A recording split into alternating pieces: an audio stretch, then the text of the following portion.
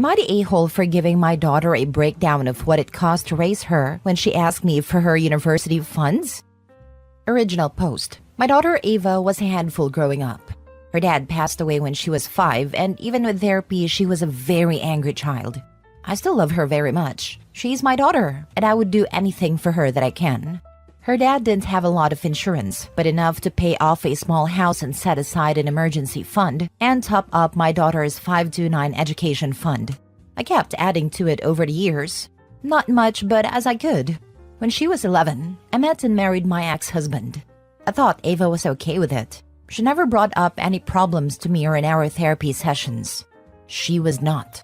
When she was 13, she accused him of something inappropriate. I called the cops immediately. He was arrested and he lost his job. He was innocent. She did it to get rid of him. We divorced. I was obviously heartbroken. I did my best to not take it out on her. I did punish her. She started acting out. She got expelled from school, then another. I ended up having to send her to a private school, but even with a voucher, it was expensive. It worked though. She is graduating this year with honors and a scholarship. She asked me about the money in her account. I said it was all gone. She got very upset because her scholarship won't cover all costs. Even with financial aid, she will still be paying a fair amount. I said I would co-sign a student loan for what she needs. She said that she wanted to know where the money went that I wasted. So I got out a pen and paper and wrote it all down. The cost of my divorce, the rising cost of living that I paid for by myself since I didn't have a partner, her tuition and fees for private school. By the end, she was crying and saying that I was blaming her for everything. I never have. I did punish her for the trouble she caused with my ex, but I think that was reasonable. She's upset that she will have to take out a loan, which I also made very clear that I would not be responsible for paying it back. She thinks I'm being cruel by saying that she's responsible for stupid things she did as a child. I'm not, but I cannot pull the money I had to spend because of her out of my behind. Now for the top comments before reading the update. Info: does she admit the abuse accusation was untrue? Yes. Not a-hole. I'm sorry for your ex. I hope he has recovered from the lie and is doing well. She asked what happened to the money and you showed her. There are consequences and she is now facing them. Unfortunately, no matter what you do, she will find a way to blame you. Try to get her back into counseling if she agrees. Just know you did nothing wrong and take care of yourself as well. My ex is okay. We still talk. He got a new job. He is still angry. He wants nothing to do with her.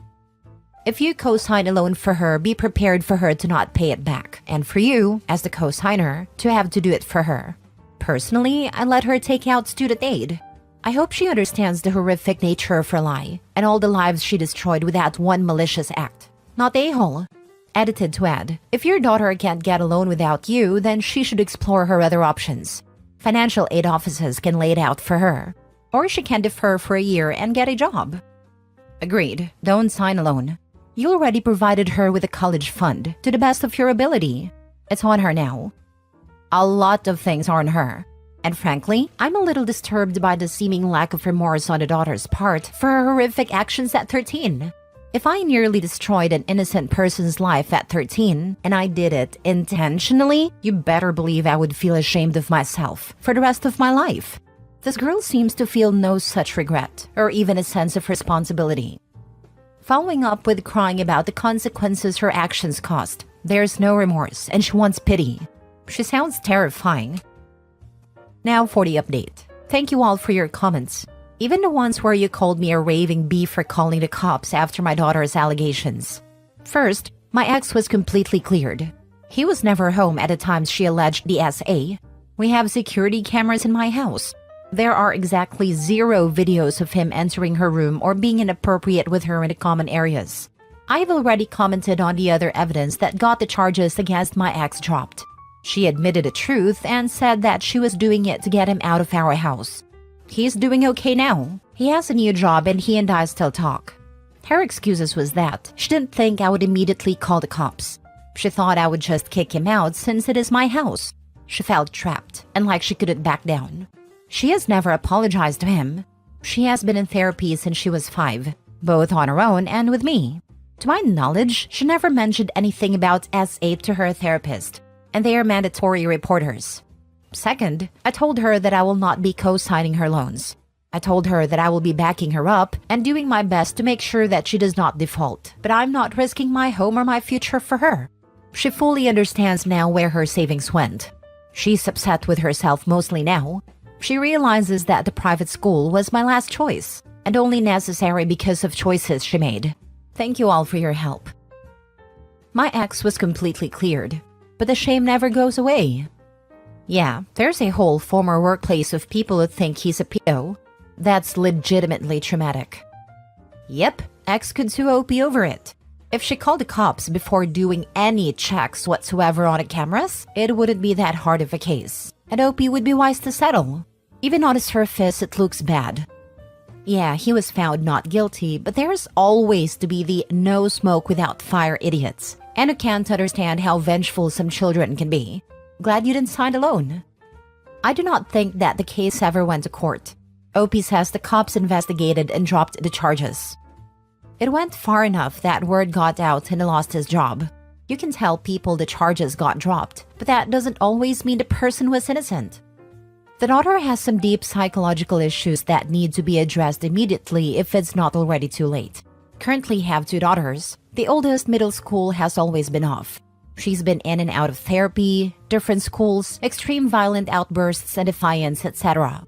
A few months back, she apparently told someone at her school that my fiancé beat her on the way to school because she refused to hand over her phone before going to school. They reported it to CPS. I was at work at the time and actually had no idea it even happened until CPS contacted my cell phone and asked if I was aware of the incident. Of course, I was caught off guard to say the least. Needless to say, we both got the evil eye anytime we dropped her off or picked her up from school for the next few days. They even went to my youngest's daycare to speak with her teachers as well to see if there were any signs of abuse or anything at home. Obviously, when that happened, they looked at us funny there as well. When CPS pressed further, my oldest eventually admitted that she had made the story up because she's mad. They had argued, but that was as far as it went. CPS dropped the investigation, of course, but you can't ever really fully recover something like that. She's had various issues with extreme lies over the years. When she was younger and in different school, she told a teacher that a student had called her some extreme names and punched her, and she punched her back. The principal said they were going to pull the security cam footage to confirm her story.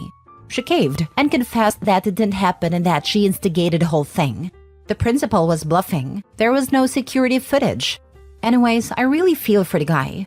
Guess I'm just ranting at this point. Really sucks when you have a child who is also a pathological liar. So hard to figure out what to do, especially in their younger years when you can catch it early, but they don't seem to respond to any form of therapy or counseling. If I was your fiancé, I'd be running far away. Next story. Am I the a-hole for telling my stepmom to pay for the damage her daughter caused, or I'm going to file a police report? My 16 female stepmom, 34, does not discipline her kids or give them consequences. She lets them have free range. I was over at my dad's house. My grandma was over there and I wanted to see her because I hadn't seen her in a while and because she brought me treats. I don't talk to my dad nor my stepmom that much, only my grandmother because she's the only person I like at that house. I have a Canon EOS R5 camera my stepdad gave me for my birthday. He told me to take good care of it because it was like $6,399. I took my camera over to my dad's house to show my grandma the pictures I took because she's into photography too. All was going well until my stepmom's kids came home from school. Her 7-year-old was making so much noise that she brought all her toys into the living room, not even respecting other space. My stepmom was in the kitchen cooking. I had ordered food because I don't like her cooking and she doesn't make me food anyway. When the food came, I took it from the drive. Mind you, my camera is still on the couch. That's how my camera broke. Some might say I overreacted, but I don't think I did. I literally had a meltdown, and I yelled at my stepsister for what she did. I already knew my stepmom wouldn't care because her daughter broke many of my things in the past but never replaced it. She doesn't like me, or like me there, so she probably was happy that my camera broke. I showed her the damage and she said I better buy back one. But that wasn't enough. I told her if she didn't pay, I will file a police report. But she said they're not in a good financial situation right now. But I was too angry to care. My stepsister broke it pretty badly. My lens were broken onto pieces and it came off. I told my dad if they could just pay back for the damage, but they said no because it's not that serious, so I should stop acting like a baby over a camera. I guess I was overreacting. My stepsister was laughing and my stepmom had a smirk on her face when my dad said they wouldn't be paying for anything, to say I was the first child and get treated like a stranger. That's the last time I will go back over there. I told my mom and she said she will have to pay for the damage to replace it. Now for the top comments. Not a-hole. Your stepsister is 7. She isn't a baby. Personally, if the item broken wasn't expensive, I would try to resolve it with your stepmom and dad. However, the fact the camera costs so much changes the situation. Your stepmom should be offering to pay and apologizing. It's not your fault they aren't in a good financial position. Why should you have to pay for the repair? If they don't come forward with a solution, then going to the police may be the only way to get the money back or a camera replaced. Thank you, and just know that my stepmom was lying about the financial problems. She said this before because she said she doesn't want my dad's money to be wasted on me. They spend money a lot. My stepmom has a whole closet full of designer clothes and bags. But when it comes to me, they act like they have nothing. That's why I don't ask my dad for much. You can go and file a police report for the damage. Take a copy, and probably because you are a minor, your mom has to do it. You can also check with your area. You usually have 3 years to file, so you can wait until you are 18 years old. You can file in small claims courts in your area against your stepmom and dad. Take date-stamped photos of your camera. Also, send a text message, separately, to your stepmom and dad, hoping that either one will answer back and admit that your stepsister broke the camera, and use the reply as admission of guilt evidence. Print any current, as of today, advertisement about the cost to purchase a new camera of that or a similar model. Not the a-hole. File the police report. And maybe your stepdad can help you, seeing as it's basically his money, and you don't need any approval from these losers. Just never go visit them. If you have the repaid receipt, just send a picture to them every time they contact you. Thank you. My stepdad can pay for it, but I feel like if you break someone's stuff, you should repair it. I feel bad because he bought it for me and now it's broken. He does so much for me and I try not to ask for much. Last story. Am I the a-hole for refusing to be my sister's babysitter and putting her job at risk after she called me a deadbeat mom? I feel very stuck in what to do or if I overreacted. I, 24 female, have an older sister, 33 female. I had my sons really young at 15 and 18 with my ex-boyfriend. My sister was already out of the house when I had my youngest, so she didn't do any childcare. Not that I expected her to, just important for context. I'm really lucky to say that my ex is a very involved father, and we have an equal co-parenting schedule we decided out of court for years. We do 1 month on, 1 month off. We live in the same city, so this doesn't affect their schooling, and we've been doing it since we broke up at 18. I understand a month is a long time, but during the time they're away, I still see them by taking them to the park, doing drop-offs, movies/dinner night, even sleepovers, where they'll stay the nights and their dad does the same. So it's not like during that month we're no contact. We also do nightly FaceTimes. I do love that it gives me time to relax and be child-free, hang out with my boyfriend/friends spontaneously, even get to go out of town if I want. I still get to live as a young adult, and so does my ex, which is why we agreed to the schedule at all. It has raised controversy if I mention it to other moms, because they always say they can never go away from their children for so long. It makes me feel like an awful mom because I have fun during my month off. It's why I don't really mention it often to other moms. Anyways, my older sister just welcomed her first baby last year and it was amazing. We aren't the closest because of our age gap, but it did bring us closer. Her husband and her separated a few months after his birth, and she's been doing it all alone ever since. With the job market how it is, it took her months to even land an interview, but she got the job. Sadly, childcare in our area is $2,000 a month and she can't afford it. So either the paternal grandmother or I watch him during the week. Our mom would do it, but she had to return to work last year to pay the bills she can't. Luckily for me, I had my mom to watch the boys when I was underage and when I moved out. But I don't have to worry about childcare since I work from home and my boys are in school now. I don't mind watching my nephew. My sister goes in at 6 and gets off at 2, so it doesn't take up much of my day. And I usually do it 2 or 3 times a week, so it's not too constant. On Thursday, when my sister dropped my nephew off, she had to go downstairs because she forgot his diaper bag and left her purse and phone behind. I live in the 8th floor, so she was gone for around 5 minutes. When she left, her phone rang, and since it was our mom, I answered it to say hello. During the call, I see a notification pop up of someone liking a message my sister sent that said, "It's crazy how she can watch my son for me, but when it comes to hers, she doesn't care. I could never go to Jamaica to celebrate a man's birthday when I could be with my kids instead. Deadbeat moms are worse than dads." It shocked me so much I screenshotted it. My boyfriend's birthday is next weekend, and we're going to Jamaica for a week. It's my son's time with her dad. When my sister came back upstairs, I acted normal. She said bye and left. I thought about it a lot, and I got more ticked off. Why should I be ashamed because I don't have to do it alone? How am I comparable to a deadbeat dad like her husband who hasn't seen their son in months with no contact? Here I am doing her a favor, saving her $2,000 a month she doesn't have, all to be insulted in a group chat with people I don't know? When she came to get my nephew, I confronted her. At first, she denied it, until I showed her the screenshot. Then she said it's out of context, so I said to show me the full convo, then she refused. She said sorry but didn't seem sorry at all. She just wanted to leave. I asked her to explain how I'm a deadbeat, then she broke down in tears saying that she is a single mom since she receives no help, and I'm barely a mom, so I don't understand how she feels. I told her to leave, and she did.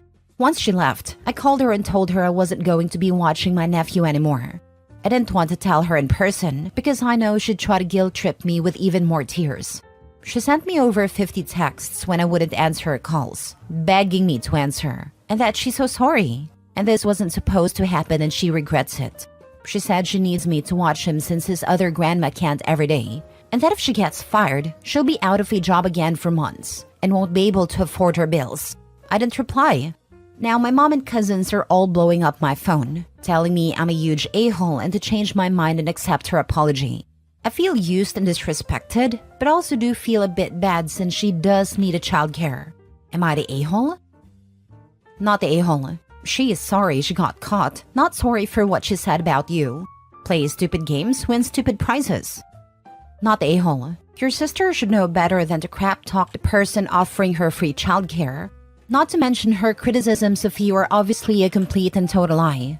How sad that your sister thinks so poorly of you. She absolutely is not entitled to your free labor. You did well by drawing a clear boundary and enforcing it. Actions have consequences, and your sister should have considered the potential consequences of her actions before disrespecting you so callously. It makes me really sad she feels that way about me, but everyone is telling me it's my fault if she gets fired and ends up homeless? I feel so conflicted. It's a lot. Just tell everyone that obviously it's not in a child's best interest to be cared for by a deadbeat, and the child surely deserves better, right?